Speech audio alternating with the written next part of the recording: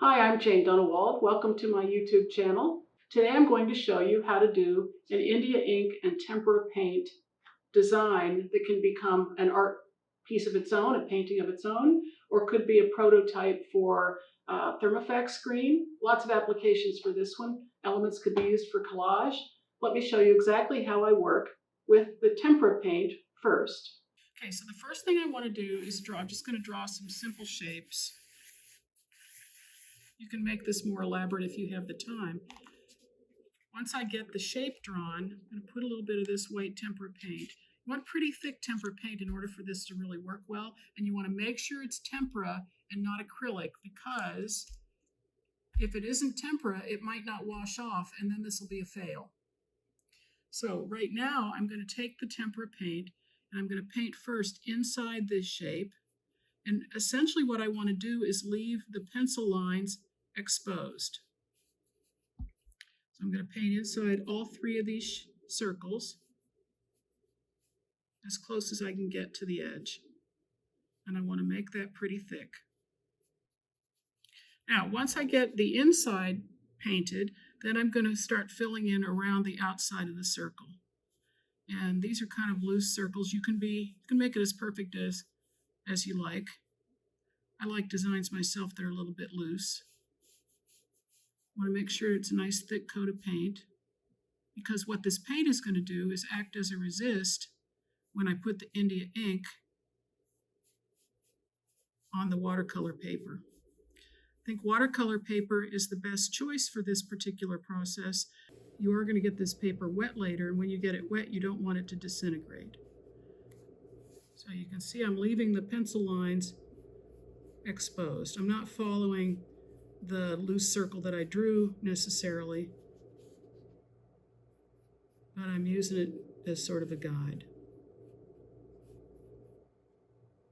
If you had a smaller brush, you could fill in and make more details, and so the size of the brush that you use is a pretty important part of the process. Once I paint around each of the circles, then I'm going to fill in, because I don't really want a black background, so I'm going to spread out this tempera paint. And most of the time I use these, I photocopy them and then I turn them into thermofaxes so that I can print them with paint and dye. And because that's how I'm going to use it, I don't really need to paint all the way to the edge, because I can always crop it later. Based on what you have in mind for what you're doing, you might want to paint all the way out to the edge of the paper.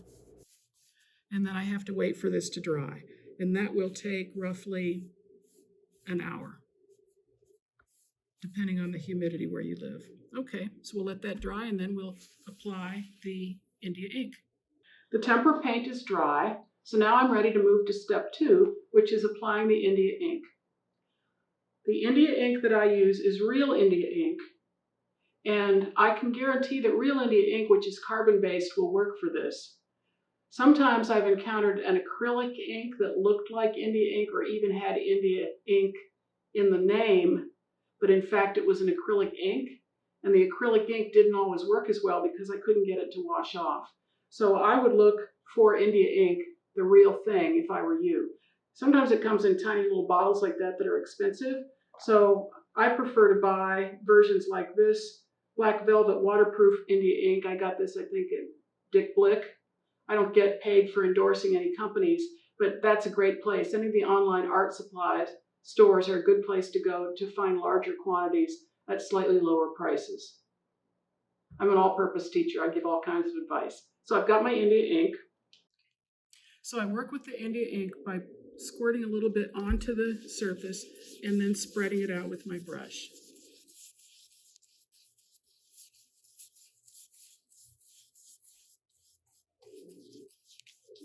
Now in this case, you may remember, I just painted out part of the watercolor paper. I didn't paint all the way to the edges, so I don't need to put the India ink all the way out to the edges either. So I'm just going to stop with that. Now this has to dry in the same way that the tempera had to dry. And once this is dry, then I'm going to immerse it in warm water, and that will make the tempera paint and any India ink sitting on the surface dissolve so that I can wash it off and wash it away. I would say this probably needs to dry again 30 or 40 minutes, but you can tell when it's dry because it'll be matte. It won't be shiny the way it is right now. Now that the India ink is dry, I'm going to put this under running water. It can be warm. That's okay. And gradually, you see,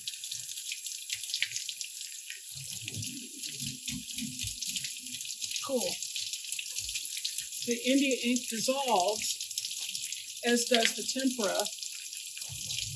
Oh, this is working out even better because this particular tempera was a little bit on the thin side. So the India ink actually bled through in some places, but I love the way that's looking. This may not work as a thermofax screen, but it's really working beautifully as a piece of art.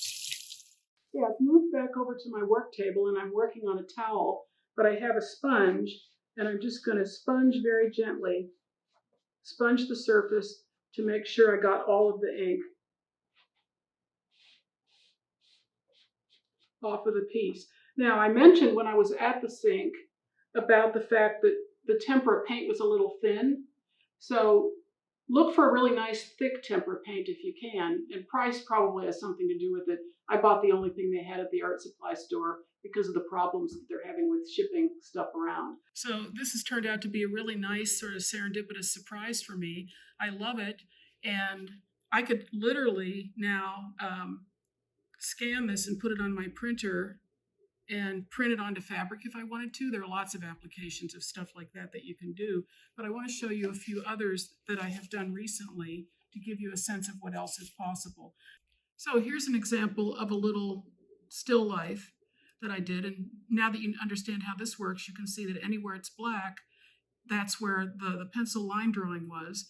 And one of the nice things about this technique, in my opinion, is you get these scuffy marks, so they almost look like woodblock prints in a cool way. So that's an unfinished one.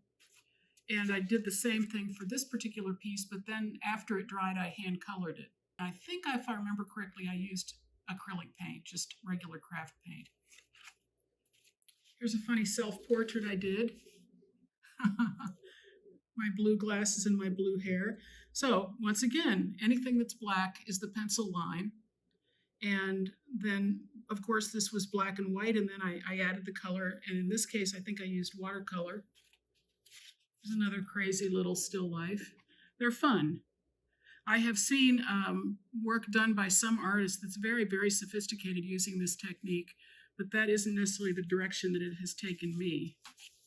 And there's another still life, and this one the coloring didn't work out so well,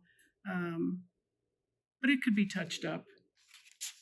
Another little black and white example, and yet another black and white example that hasn't been hand colored yet.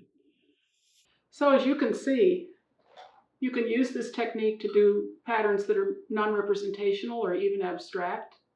And in addition to that, a still life or a self-portrait, and then hand color it later. All kinds of possibilities. Have fun with it, and if you've enjoyed this particular video of mine, I hope you will subscribe to my channel. And if you have any questions, you can ask them down below.